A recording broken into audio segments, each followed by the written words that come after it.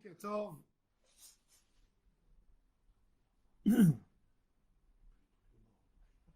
On arrive à l'inauguration du Mishkan. On peut imaginer le stress de l'Assemblée d'Israël, l'Assemblée du peuple.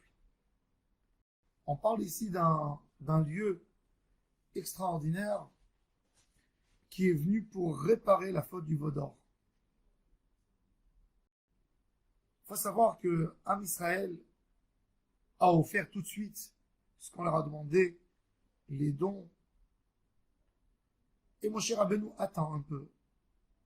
Hachem ne lui a pas encore dit de monter le Mishkan. Tout a été préparé le 25 Kislev. Et ça s'attarde. Arrive Rosh Chodesh Tevet, Moshe ne monte pas le Mishkan. Rosh Chodesh Vat, Moshe Rabbeinu ne monte pas le Mishkan. Rosh Chodesh Adar, Moshe Rabbeinu ne monte pas le Mishkan. Tout est dans les cartons prêts. L'étoile, tout est fait. Rosh Chodesh Nissan, Akadosh Baruch Hu dit à Moshe, maintenant monte le Mishkan. Kvod Hashem Malé est à Mishkan.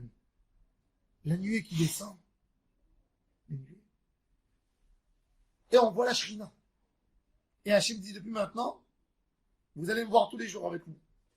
On voit tous les jours. Quand le Hamoud et Hanan ils montent en haut, les Am Israël ils savent qu'ils doivent voyager. Ils suivent. C'est-à-dire que maintenant, depuis maintenant qu'il y a le Mishkan, il y a la présence divine d'Akadosh Baruch Hu avec Am Israël chaque moment, chaque instant. On sait tout de suite. Une des choses que malheureusement nous avons perdues avec la destruction du temple, c'est de sentir la présence d'Hachem. À Jérusalem, il était impossible, même pour un non-juif, de renier Hachem. Tu vois Hachem, il est devant toi. Tu vois la fumée qui monte de l'autel, comment elle monte jusqu'au ciel comme une colonne. Avec toutes les bétails qui est à Jérusalem, pas une mouche. Le miracle, comment toute la foule rentre dans le monde du temple. Et ils se prosternent, ils ont tous la place pour se prosterner. Des choses fabuleuses, incroyables. Cette inquiétude de Am Israël de savoir est-ce que ça sera apte, cet endroit pour Hachem, c'est quelque chose qu'on a besoin de ressentir nous tous dans la vie, dans le quotidien de tous les jours. J'ai fait ce que j'ai fait. Est-ce que Hachem est content de ce que j'ai fait? Un juif n'a pas que à se dire j'ai fait ce qui est écrit dans la halakha, Shulchan Aruch, c'est fait, ça y est. Pose-toi la question, est-ce que ça a plu à Hachem? Pose-toi la question, est-ce que Hachem il est rentré chez toi à la maison? C'est ça ce qui est le plus important dans toutes les mitzvot qu'on fait, c'est de se poser la question, est-ce que Hachem a exaucé nos prières? Est-ce que ça a été accepté? Et cette question, ça doit nous travailler la tête. Et c'est ça toute la avodat Hachem de l'homme. Une femme qui prépare à son mari et à ses enfants un plat. Qu'est-ce qu'elle veut? Elle veut avoir un feedback pour savoir est-ce que ça leur a plu? Est-ce qu'ils ont profité? Est-ce que c'était agréable? C'est ça ce qui l'intéresse. C'est le feedback. Elle ne dit pas je cuisine, allez, je laisse la casserole et je m'en vais. Non. On voit que Am Israël n'ont pas bougé du Mishkan tant qu'ils n'ont pas vu la Shekhinah qui descendait. Mon chien a monté le Mishkan. Ça y est, il peut dire, j'ai fait la volonté d'Hachem, je rentre chez moi à la maison. Non! Je veux avoir un feedback du ciel. Tant que j'ai pas eu un feedback, je bouge pas d'ici. Et il n'a pas bougé tant qu'il n'a pas vu la Shekhinah qui descend en bas. Et c'était ça, le vrai signe pour Am Israël qu'ils ont été pardonnés de la faute du veau d'or. C'est là où il y a une vraie réconciliation entre Am Israël et Akadosh Baruch Hu. Un an, presque.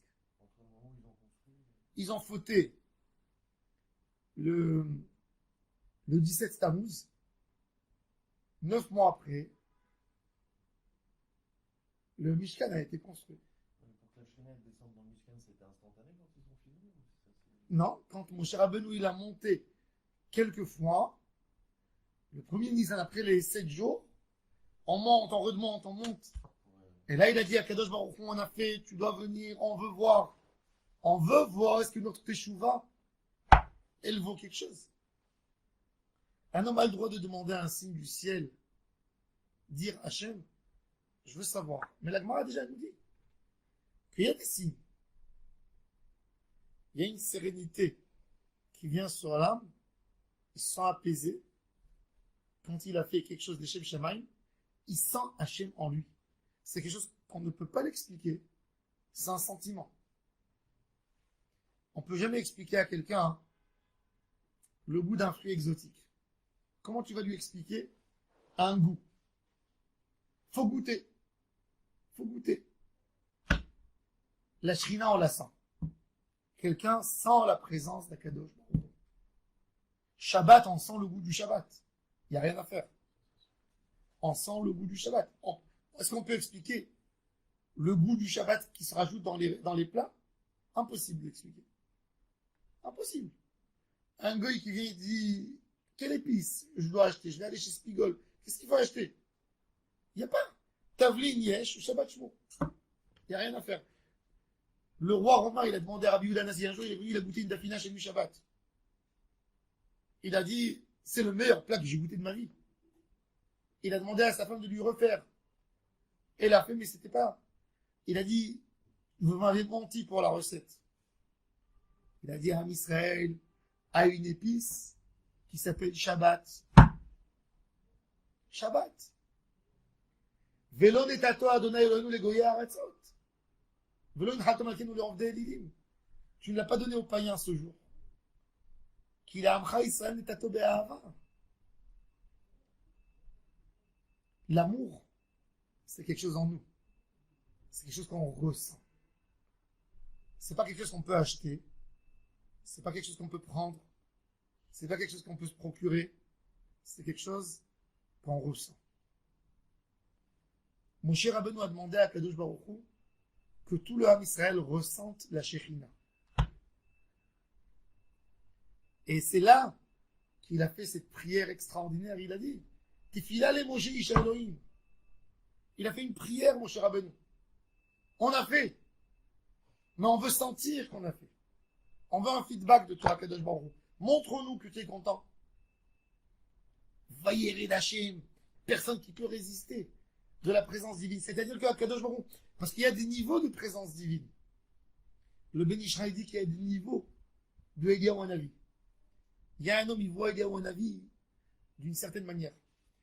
Et il y a Eliyahu Hanavi qui te vient dans ton subconscient des fois. Tu as Eliyahu Hanavi. Il rentre chez toi, tu sens quelque chose. Quand on est dans une Brit Mila, on sent qu'il y a quelque chose.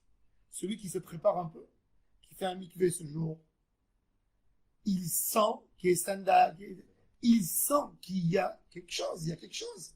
On ne sait pas qu'est-ce qu'il y a, mais il y a quelque chose en l'air. C'est Eliyahu Hanavi. Ça, c'est du Gilui Eliyahu Hanavi au petit niveau. Il y a des gens qui ont un plus haut niveau, il y a des gens qui ont encore un plus haut niveau. Même dans la Shekhinah. Là, la Shekhinah, elle a eu le plus haut niveau de se dévoiler devant tout le Ham Israël, presque comme Matan Torah. Le premier Nisan, la Gemara a dit, il a pris 10 cadeaux. Natal Asara Atarot Beotoyom. Vous savez ce que ça veut dire pour quelqu'un que son couple était en danger de disparaître. Et au dernier moment, il a eu une dévoilation divine extraordinaire. Une divulgation divine. Quelle simcha, quelle joie, quel bonheur. Ça, c'est le cadeau que Ham Israël a eu. Ce grand jour du Mishkan. Que Bezrat Hashem, on sente ça dans tous nos mitzvot. Dans tout ce qu'on fait, que la Shekhinah vient et reste chez nous. Amen et Amen.